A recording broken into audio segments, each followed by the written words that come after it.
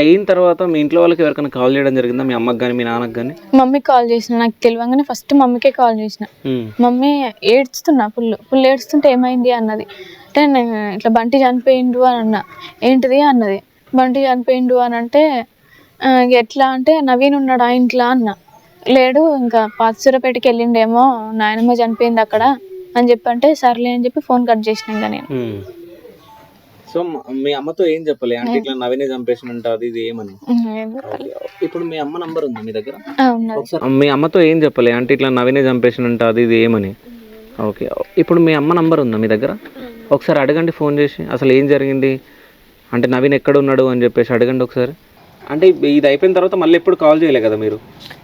చేయలేదు ఇంకా. ఒకసారి మీరు కాల్ చేయండి, అంటే మీ అన్నయ్యలు ఉన్నారా లేరా అనేది మీరు కనుక్కోవడానికి ప్రయత్నించాలి కదా. ఇంకా మమ్మీ నాతో మాట్లాడేది ఇంట్లో వాళ్ళకి తెలియదు. ఓకే, అందువల్ల నేను డైరెక్ట్ కాల్ చేయను ఎప్పుడు. నా ఫ్రెండ్ ద్వారా అయినా కాల్ చేయడం, వాళ్ళు కాన్ఫరెన్స్ పెట్టడం, అట్లా మాట్లాడతారు. ఒకవేళ మమ్మీ నీకు ఇప్పుడు మనం కాల్ చేస్తాం మమ్మీని అక్కడ సతాయిస్తారు నాకు తెలిసి, అంతేనా? అవును. ఓకే, అంటే మమ్మీ సపోర్ట్ అయితే మీకు ఉంది మ్యారేజ్ అయిన తర్వాత? కొంచెం నార్మల్గా మాట్లాడుతుండేది. అంటే తీసుకెళ్ళాలి అని ఉండే, కానీ నేను రాను అని చెప్పేసరికి 3-4 టైమ్స్ సరే మరి మంచిగా ఉండండి అని చెప్పి అనడం స్టార్ట్ చేసి. అంటే మీ అమ్మ కూడా నిన్ను తీసుకెళ్ళాలనుకుంది, అంటే మీ ఇద్దరిని తీసుకొని పోవాలనుకోలేదు? అనుకోలేదు.